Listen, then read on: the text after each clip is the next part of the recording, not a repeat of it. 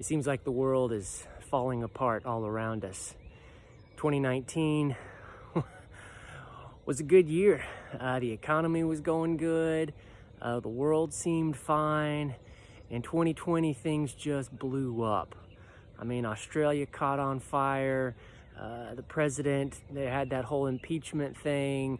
Then we have the virus, and then we have all these riots and these all this black and white drama in America. It just feels like things are crazy. And in crazy times, it's really easy for people to give in to fear. And fear is awful. It's crippling, it's damaging.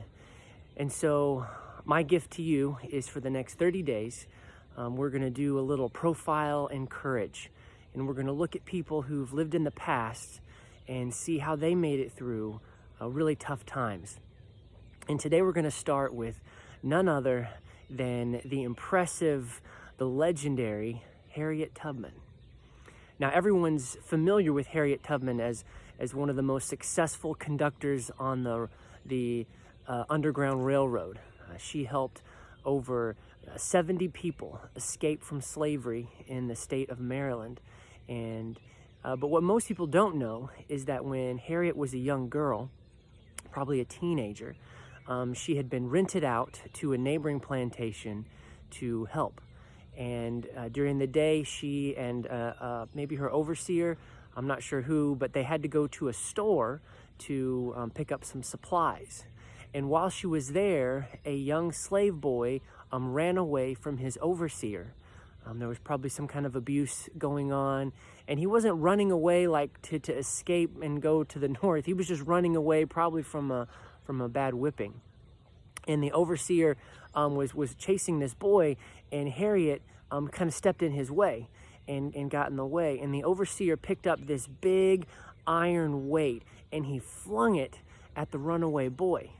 And because the boy was running out the street, and the big iron weight actually crashed into Harriet's head.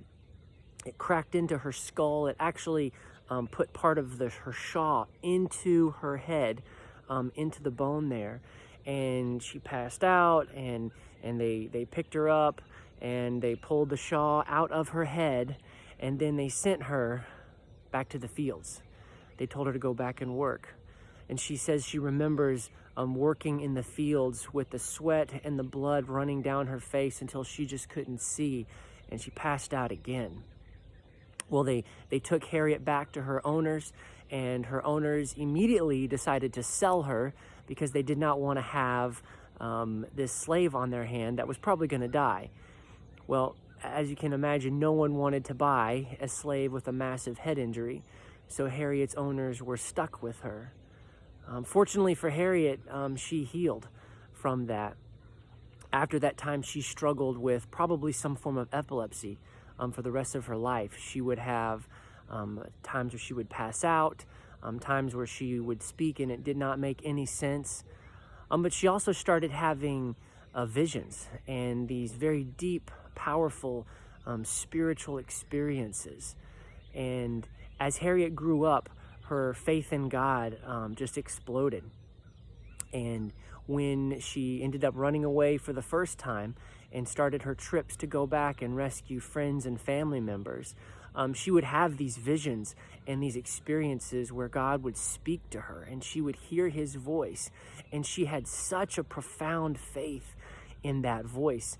One of the white conductors on the Underground Railroad who knew Harriet wrote in his diary that he never met anyone of any other color who had more confidence in the voice of God. There were bounties on Harriet's head, and the penalty for going back and helping free slaves was very, very dangerous. And people would ask Harriet if she was afraid, and she always looked at them like they were kind of crazy. She was like, "No, I'm not afraid at all. Like, God's going to guide me." And there would be times where she would have a dream of the future, and it would impact the choice that she made as far as which path to take or when to cross a dangerous place. And she ended up never once getting caught. She always carried a pistol with her, and people would ask her, "Oh, is this to fight off the slave catchers?"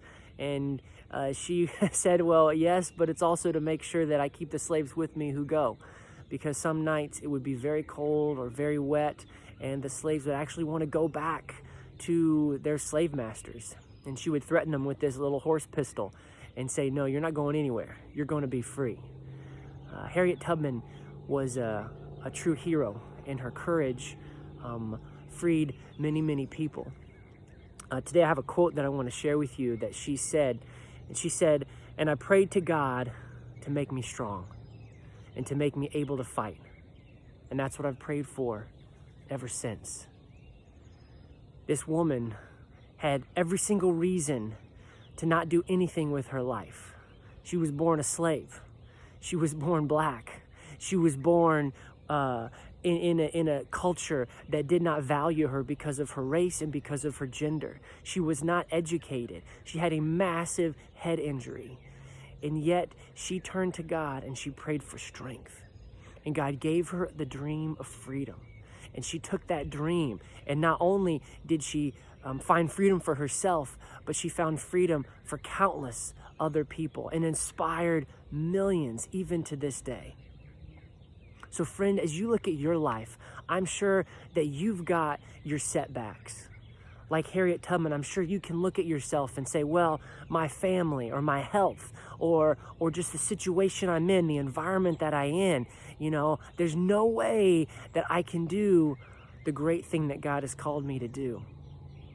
And so today I just want to remind you to look at Harriet Tubman. She had probably more strikes on her than any of us have on ourselves. As a young child, she was whipped and forced to work in the cold waters of Maryland setting muskrat traps. And even as an 80-year-old woman, there were scars all across her neck and back. And what she did is she took those scars and she used them as fuel to fire her freedom. Now, what scars do you have? What setbacks do you have? Don't look at them and say, well, these are reasons why I can't succeed. Look at them and say, these are the reasons why I must succeed. The world is crazy, and there's people out there who are in pain and who are afraid, and they need you to do that thing that God made you to do. And so today, I want to inspire you to think about Harriet Tubman, a slave who became free, a person who was very weak, but became very strong because of her faith in God. We don't have Harriet Tubman with us today, but God is still here. And God is looking across this planet and in this country for good men and women who are willing to step up in faith and do what He calls them to do. And so today, friend, look up. God's got this, and you're going to do great things. God bless.